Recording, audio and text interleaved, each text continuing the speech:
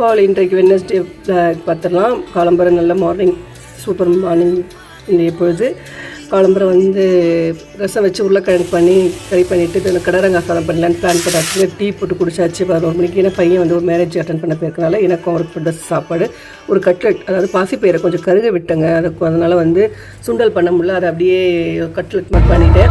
அப்புறம் ஒரு ரிசப்ஷனுக்கு போயிட்டு இருக்கோம். நாளைக்கு ஃப்ரெண்டு போனாலும் இங்கே கோவிலில் வந்து கும்பாபிஷேகம் பக்கத்தில் மாரியம்மன் கோவிலில் ரிசப்ஷன் வந்தாச்சு. சாப்பாடு வந்து பிரியாணி, தயிர் சாதம், ஊத்தப்பம், அப்புறம் சப்பாத்தி, குருமா, வடை, கேசரி. ஒரு ரிசப்ஷனுக்கு என்ன போடுவாங்களோ அதுதான் சாப்பிட்டுட்டு கிளம்ப வேண்டியதை. கிளம்பி வீட்டுக்கு வந்து மறுபடியும் நம்மளுக்கு பணிகள் தொடங்க வேண்டியது இல்லை. வீட்டுக்கு வந்து தோசையை பார்த்து அவங்களுக்கு செய்ய வேண்டியது அவங்களுக்கு செய்யணும். டிராஃபிக்காக இருந்ததுன்னா வண்டியை திருப்பாங்க.